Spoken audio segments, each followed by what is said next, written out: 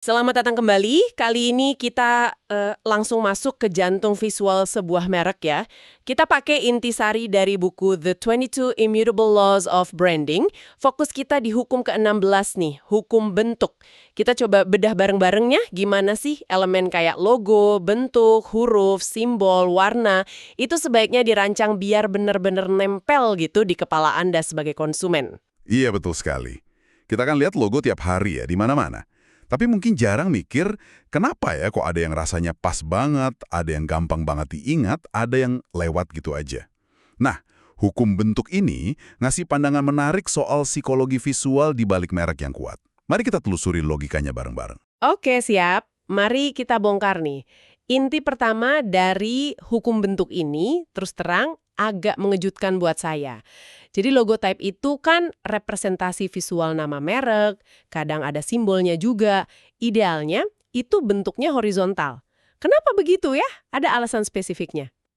Ada, dan argumennya cukup kuat menurut buku ini. Rasio idealnya itu disaranin sekitar 2,25 unit lebar banding 1 unit tinggi. Alasannya sederhana tapi mendasar banget. Ini selaras sama cara mata kita melihat. Kan posisi mata kita sebelahan, horizontal.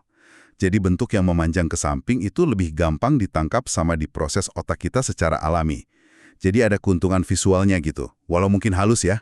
Oh, jadi bukan sekedar soal bagus-bagusan ya, tapi lebih ke cara kerja mata kita.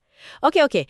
Nah, di dalam logo type itu kan ada dua elemen ya biasanya. Ada simbol visual, terus ada nama mereknya pakai huruf atau typeface tertentu. Menurut hukum ini, mana yang lebih penting? Mana bintang utamanya? Nah, ini nih poin krusialnya. Hukum ini menekankan banget kalau nama merek itu sendiri yang bawa kekuatan utama. Jadi bukan jenis hurufnya yang keren banget atau simbolnya yang unik gitu aja. Kekuatan ada di kata itu, di nama yang mewakili merek di benak Anda. Wah, menarik. Oke, kalau gitu kita dalemin soal jenis huruf atau typeface. Kalau memang nama yang paling utama, seberapa penting sih gaya hurufnya? Misalnya serif, sans serif, tebal, tipis. Yang paling utama menurut pandangan di buku ini, itu keterbacaan atau legibility. Itu nomor satu. Perbedaan gaya kayak serif yang kesannya klasik, atau sans serif yang modern, atau tebal yang maskulin, tipis yang feminin, itu baru terasa dampaknya kalau dibuat menonjol banget. Tapi hati-hati, ada jebakannya juga. Kalau terlalu fokus ke mood atau gaya, bisa-bisa keterbacaannya dikorbanin. Contohnya mungkin font gotik yang rumit itu ya. Kelihatan artistik sih, tapi kalau susah dibaca cepat, ya nama mereknya jadi susah diingat juga. Intinya, kejelasan nama harus jadi prioritas. Oke, jadi jangan sampai gaya ngalahin fungsi ya, harus jelas dulu. Terus gimana soal simbol visual atau trademark? Kan banyak tuh simbol yang ikonik banget kayak centangnya Nike atau apalnya Apple. Apa kata hukum ini soal peran simbol? Nah, ini argumennya lumayan provokatif nih. Menurut buku ini, peran simbol itu seringkali terlalu dilebih-lebihkan. Makna itu nempelnya di nama merek, bukan di simbolnya yang abstrak. Simbol kayak shoes Nike itu baru jadi kuat setelah bertahun-tahun diasosiasiin terus-menerus sama nama Nike. Kalau cuma ngandelin simbol aja, kayak logo kerang Shell misalnya, bisa jadi orang baru, konsumen baru agak bingung ini merek apa. Malah dibilang juga, di zaman sekarang ini, bikin simbol baru yang benar-benar ikonik, simple, dan efektif itu susah banget. Jadi meskipun kayaknya perusahaan gede keluar banyak uang buat desain simbol, menurut hukum ini investasi utamanya itu harusnya ke kekuatan dan kejelasan nama merek itu sendiri ya. Menarik. Oke, setelah bentuk dan nama, ada lagi elemen visual yang langsung nempel di mata kita. Warna. Ini pasti krusial juga kan? Banget, krusial banget. Mata kita kan proses warna dengan cara yang unik ya. Merah, contohnya Coca-Cola, secara psikologis itu rasanya kayak maju ke depan, energik, cocok buat merek retail yang butuh perhatian cepat di rak. Sebaliknya, biru kayak IBM itu rasanya mundur, tenang, stabil, pas buat citra korporat. Terus ada juga asosiasi umum, putih itu murni, hitam itu mewah, hijau itu alam atau kesehatan. Tapi, ada tapinya nih. Tapi bukan berarti kita cuma ikut-ikutan asosiasi itu aja.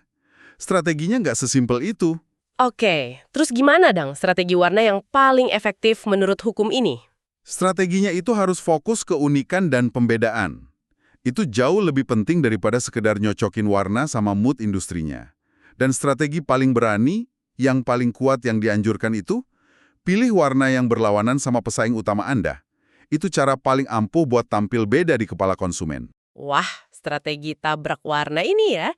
Seru juga kedengerannya. Ada contohnya nggak? Banyak banget contoh klasiknya. Dulu ada perang visual antara Kodak yang identik sama kuning, lawan Fuji yang hijau. Atau di rental mobil, Hertz yang kuning lawan Avis yang merah.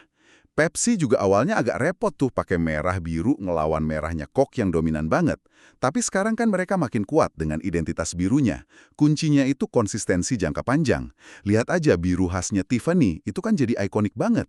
Bahkan FedEx itu sukses besar loh pakai kombinasi oranye ungu yang nggak biasa. Bikin mereka langsung kelihatan beda. Oke, jadi kalau kita tarik kesimpulan nih dari penelusuran kita soal hukum bentuk, logo type yang efektif itu, pertama, sebaiknya horizontal, biar enak di mata. Kedua, harus super gampang dibaca.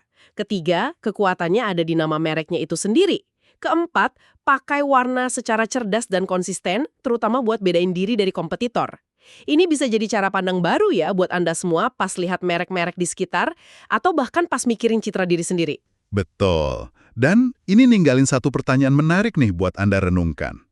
Kalau hukum ini begitu menekankan keterbacaan dan kekuatan asli dari nama merek, seberapa penting sih kerumitan atau nilai seni visual yang tinggi dalam sebuah logo? Dibandingkan dengan kejelasan nama dan makna yang mau ditanamkan di benak Anda.